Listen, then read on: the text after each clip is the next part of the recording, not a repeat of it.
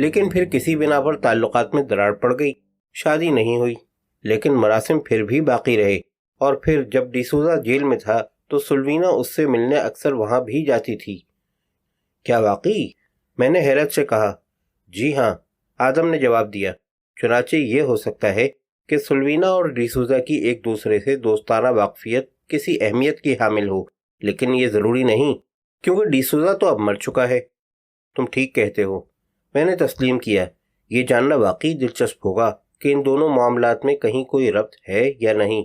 ہو سکتا ہے ہو، اور یہ بھی ناممکن نہیں کہ نہ ہو۔ تحقیق کرنا پڑے گی۔ میں نے رک کر ایک سگریٹ سلگائی، پھر پوچھا، تم نے سلوینا کے بارے میں اور کچھ معلوم کیا؟ سلوینا نے جو کچھ بتایا تھا وہ بظاہر غلط نہیں ہے، آدم نے جواب دیا۔ بظاہر یوں کہ اس کی شادی واقعی یوسف مسیح نام کے ایک شخص سے ہوئی تھی، مگر وہ شادی 2 سال سے زیادہ نہیں چلی تھی۔ طلاق کے بعد یوسف مسیح کہیں چلا گیا تھا اور پھر اس کے بارے میں کسی کو کچھ نہیں معلوم ہو سکا۔ یہ کوئی 10 سال پہلے کی بات ہے۔ اس کے چند سال بعد سلوینا کے روابط ڈیسوزا سے استوار ہوئے تھے، مگر وہ بھی ختم ہو گئے۔ میں نے سلوینا کے بارے میں جو معلومات حاصل کی ہیں ان سے پتہ چلتا ہے کہ وہ قدر شوقین اور فیشنیبل ہے، مزاج میں ٹھہراؤ نہیں۔ یہی وجہ ہے کہ کبھی کہیں جم کر ملازمت نہیں کر سکی۔ مزاج کے اسی لاؤبالی پن کی وجہ سے کبھی اس کی اپنی ماں سے نہیں بن سکی۔ گزشتہ کچھ برسوں سے وہ تنہا ہی ایک فلیٹ میں رہتی تھی۔ اس کے بیان کا دوسرا حصہ، جس کا تعلق ملازمت سے ہے، تھوڑا سا شک و شبہ پیدا کرتا ہے۔ دارالحکومت میں ملازمتوں کی کمی نہیں، پھر وہ ہمارے شہر کیوں گئی؟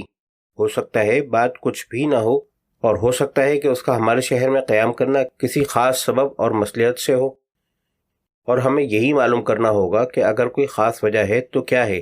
میں نے اتفاق کیا۔ اس کی ماں کے بارے میں تمہارا کیا خیال ہے؟ نیک خیال ہے، آدم نے جواباً کہا۔ بوڑھی عورت ہے، سیدھی سادی اور صابر و شاکر قسم کی۔ مجھے نہیں لگتا کہ وہ کسی غیر قانونی قسم کے معاملے میں ملوث ہونے کی صلاحیت رکھتی ہے، لیکن غالباً یہی بات تم سلوینا کے بارے میں نہیں کہہ سکتے۔ جی ہاں، اپنی ماں کے برعکس اس میں کم از کم خطرے سے دوچار ہونے کی صلاحیت ضرور ہے، تاہم یہ کہنا مشکل ہے کہ وہ اس وقت کسی غیر قانونی سرگرمی میں شامل ہے یا نہیں۔ میں نے قدر توقف کے بعد اگلا سوال کیا۔ میں نے تم سے ایک اور شخص ساجن کے بارے میں بھی معلومات حاصل کرنے کے لیے کہا تھا۔ جی ہاں، اور میں نے ساجن کے سلسلے میں کافی دوڑ دھوپ کی ہے۔ آدم کی آواز سنائی دی۔ پولیس کے کئی افراد سے گفتگو کی ہے۔ یہاں ایک مون لائٹ بار ہے جسے آپ دیسی عیسائیوں اور نچلے درجے کے افراد کا اڈا سمجھ لیں۔ میں نے اس بار میں کئی گھنٹے گزارے۔ ایک کوک اور بعد ازاں جوس کا ایک گلاس پینا پڑا، کیونکہ میں شراب نہیں پی سکتا۔ کئی لوگوں کو قریدا، لیکن لا حاصل۔ ساجن کے نام سے کوئی واقف نہیں۔ دراصل یہاں اس نام کا کوئی آدمی غالباً کبھی تھا ہی نہیں۔ چنانچہ یہ ساجن صاحب جو ہمارے شہر میں ہیں، یہ یا تو آسمان سے ٹپکے ہیں یا پھر زمین سے اگے ہیں۔ ایک تیسری صورت بھی ہو سکتی ہے، میں نے کہا، یہ کہ ساجن اصل میں ایک فرضی نام ہو، یعنی ممکن ہے کہ کوئی اور شخص دارالحکومت سے یہاں آیا ہے اور اپنی پہچان چھپانے کے لیے ساجن بطور نام استعمال کر رہا ہے۔ جی ہاں، یہی زیادہ قرینہ قیاس ہے، آدم نے اتفاق کیا۔ تو پھر میاں آدم، اب تمہارا کیا ارادہ ہے؟ میں نے پوچھا۔ میرا خیال ہے میں ابھی کچھ اور وقت یہاں گزاروں گا، شاید کل دوپہر تک، اور یہ معلوم کرنے کی کوشش کروں گا کہ حیدر، ڈیسوزا اور سلوینا کے واقف کاروں میں سے کوئی یہاں سے غائب ہے یا نہیں، یا گزشتہ چند دنوں میں کچھ دنوں کے لیے غائب ہوا تھا یا نہیں۔ ضرور کوشش کرو، ہم سب کی صحت کے لیے شاید یہ بھی مفید ثابت ہو۔ میں نے آدم کو مشورہ دیا۔ یہ ناممکن نہیں کہ ڈیسوزا وغیرہ کے حلقے سے کوئی غائب ہو اور وہی شخص اصل میں ساجن کا روپ دھار کر یہاں آیا ہو۔ جی ہاں، میں نے بھی اس امکان پر غور کیا ہے، آدم نے اتفاق کیا۔ میں نے چند لمحے غور کرنے کے بعد کہا، ڈیئر آدم، تم نے جو معلومات حاصل کی ہیں وہ بہت دلچسپ اور کافی حد تک سنسنی خیز ہیں، لیکن کتنی اہم اور کارآمد ہیں یہ آنے والا وقت ہی بتائے گا۔ بہرحال اب تم مجھ سے بھی 2 خبریں سنو۔ ایک بہرحال اہم ہے اور دوسری کے بارے میں کچھ کہنا مشکل ہے۔ میں نے تفصیل سے سلوینا کے فلیٹ میں ہونے والی واردات کے بارے میں اور پھر نسیم الدین کے متعلق بتایا۔ آدم نے صبر و سکون سے پوری تفصیل سنی، پھر اس کی تحیر زدہ آواز سنائی دی۔ کیا واقعی؟ ہاں، یہ تو بڑی سنسنی خیز اور معاملات کو اور زیادہ الجھانے والی بات ہے۔ آدم نے تبصرہ کیا۔ سلوینا کے فلیٹ میں لاش، آپ کے منع کرنے کے باوجود وہ وہاں گئی۔ چھری پر اس کی انگلی کے نشان ہیں، لیکن اس کے باوجود وہ اس قتل سے انکار کرتی ہے۔ ہاں، اس کا کہنا ہے کہ اس نے چھری سے ڈبل روٹی کاٹی تھی، گلا نہیں۔ اور آپ کا کیا خیال ہے؟ فی الحال کچھ نہیں، میں نے کہا۔ میں سارے دروازے کھلے رکھ رہا ہوں، کیونکہ اگر کچھ باتیں اس کے خلاف جاتی ہیں تو دو ایک پہلو اس کے حق میں بھی ہیں۔ مرنے والا کون ہے؟ کیا اس کے بارے میں کچھ معلوم ہوا؟ ابھی تک کچھ نہیں۔ وہ کون ہے، عمارت میں کیسے داخل ہوا، یہ ساری باتیں ابھی پردہ راز میں ہیں، میں نے جواب دیا۔ تاہم مجھے اس بات کا پورا یقین ہے کہ جو ہی اس کی شناخت ہوگی کئی سوالوں کے جواب مل جائیں گے۔ اور یہ مسٹر نسیم الدین؟ آدم نے سوال کیا۔ جیسا کہ میں نے بتایا، یہ شخص کچھ عرصہ پہلے اس فلیٹ میں مقیم تھا جس میں اب سلوینا ہے۔ بعد ازاں اسے قتل کیا گیا۔ پولیس نے تفتیش شروع کی تو پتہ چلا کہ نسیم الدین واقعی یا تو آسمان سے ٹپکا تھا یا زمین سے اگا تھا، کیونکہ پولیس یہ معلوم کرنے میں قطعی طور پر ناکام رہی کہ وہ کون تھا، کہاں سے آیا تھا، اس کا کوئی عزیز رشتہ دار ہے یا نہیں، وغیرہ وغیرہ۔ آدم نے قدر توقف کے بعد کہا، میرا خیال ہے میں سمجھ رہا ہوں آپ کیا سوچ رہے ہیں۔ کیا آپ کے خیال میں یہ ممکن ہے کہ نسیم الدین کا کوئی تعلق اس موجودہ معاملے سے ہو؟ ابھی ایسا کوئی اشارہ تو نہیں ملا، لیکن کیا حرج ہے اگر یہ کھڑکی بھی کھلی رکھی جائے؟ میں نے کہا، تم ذرا تھوڑی سی بھاگ دوڑ کرو اور معلوم کرو، اگرچہ ضروری تو نہیں، لیکن ہو سکتا ہے کہ نسیم الدین بھی دارالحکومت سے ہی آیا ہو۔ اگر ایسا ہوا تو ممکن ہے کہ اس واردات کو سلجھانے میں کچھ مدد ملے۔ فون رکھ کر میں نے چائے کی پیالی میں جھانکا، مگر پیالی خالی تھی۔ دوسری بہت سی چیزوں کی طرح چائے نے بھی وفا نہیں کی تھی۔ شبراتی کا کہنا ہے کہ ہر شے بالآخر ساتھ چھوڑ جاتی ہے، یہی اس وقت چائے نے بھی کیا تھا۔ میں نے ٹھنڈی سانس لی، کیونکہ ایسے موقعوں پر ٹھنڈی سانس ہی لی جاتی ہے۔ پھر میں نے غور کرنا شروع کیا۔ آدم کے حاصل کردہ نئی معلومات دلچسپ بھی تھیں اور کافی سنسنی خیز بھی، مگر ان کا موجودہ معاملے سے کیا تعلق ہے؟ میرے ذہن میں خیالات کی یلغار تھی۔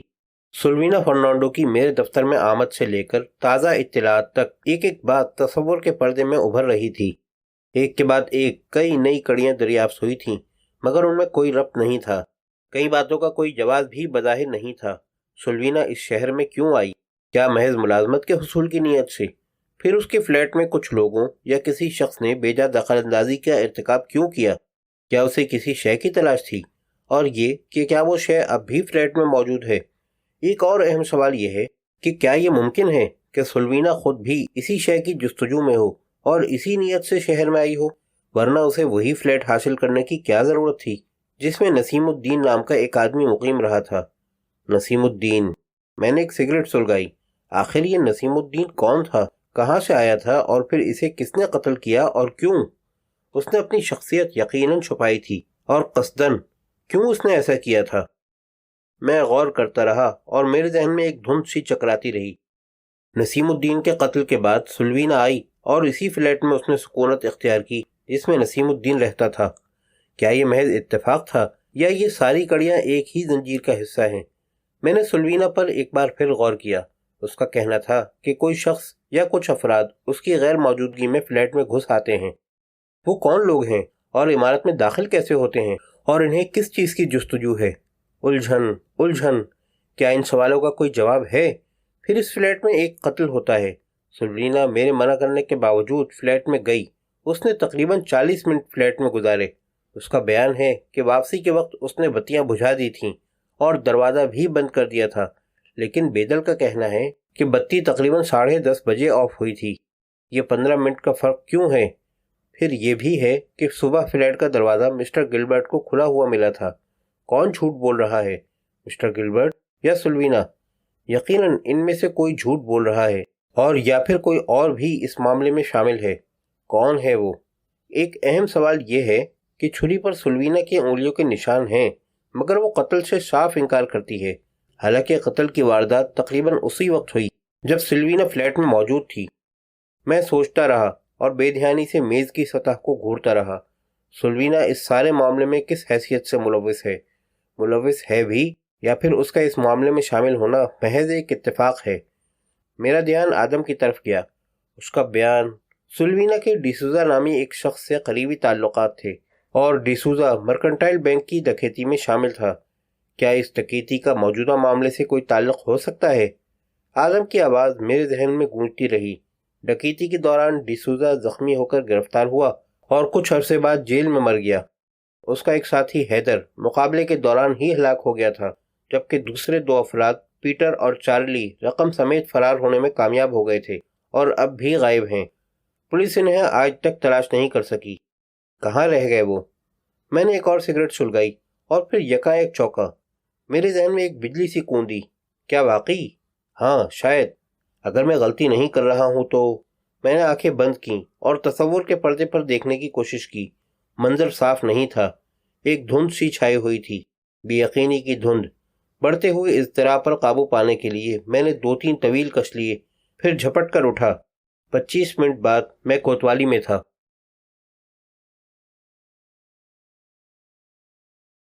انسپکٹر قادری نے حیرت سے مجھے دیکھا۔ ارے بھائی عالم میاں، کیا بات ہے؟ کیوں اتنے دہشت زدہ نظر آ رہے ہو؟ اور یہ سانس کیوں پھول رہی ہے؟ اٹھیے، میں نے اضطراری انداز میں کہا۔ کیوں؟ کہاں جانا ہے؟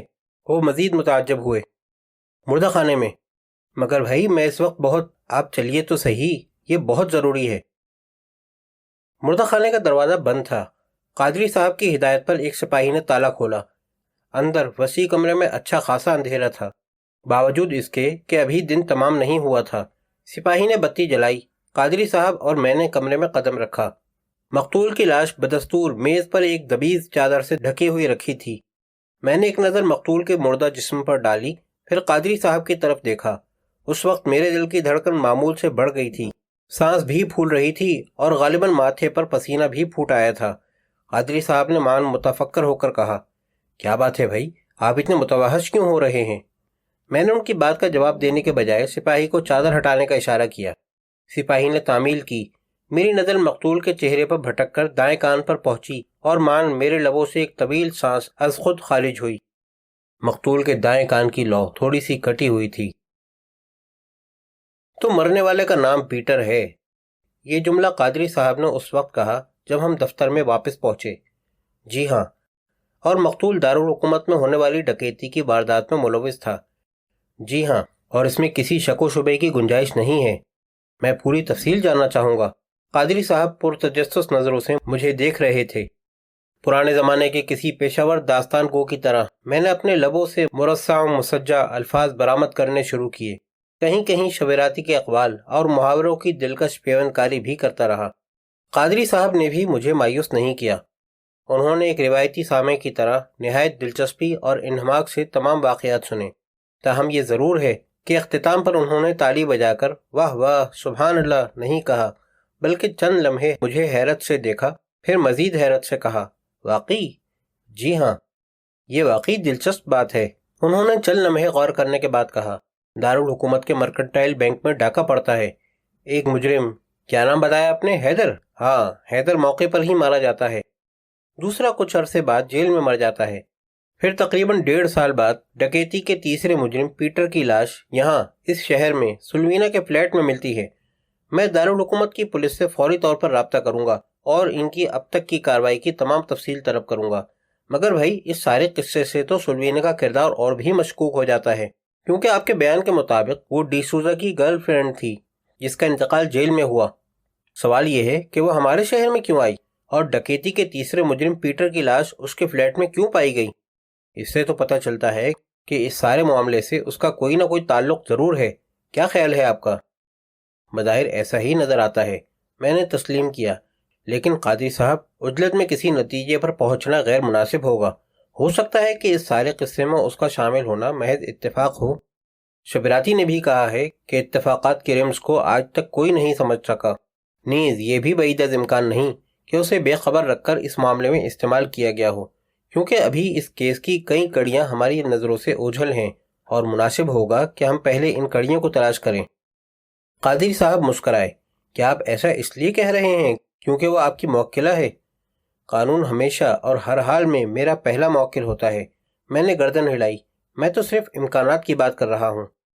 قادری صاحب تھوڑی دیر سوچتے رہے، پھر بولے، لیکن بھائی سوال یہ ہے کہ پیٹر کی لاش سلوینا کے فلیٹ میں کیوں تھی؟ کیا ہے اس فلیٹ میں؟ یہ واقعی ایک پیچیدہ سوال ہے، میں نے سوچتے ہوئے کہا۔ گزشتہ کچھ دنوں سے سلوینا کا فلیٹ اچھی خاصی سرگرمیوں کا مرکز بنا ہوا ہے۔ پہلے اس فلیٹ کی تلاشی کئی بار لی گئی، پھر وہاں ایک قتل ہوا۔ ایسا کیوں ہے؟ وہاں ایسی کیا شے ہے جس کی تلاش و جستجو میں لوگ وہاں چوری چھپے جاتے تھے اور غالباً آئندہ بھی جائیں گے، بشرطے کہ وہ شے جس کی انہیں جستجو ہے اب بھی وہاں موجود ہو۔ یہ بات آپ نے کیوں کہی؟ قادری صاحب نے سوالیہ نظروں سے مجھے دیکھا۔ لاش، میں نے کہا، لاش کے اس فلیٹ میں پائے جانے سے پتہ چلتا ہے کہ اس معاملے میں ایک نہیں بلکہ دو فریق دلچسپی لے رہے ہیں۔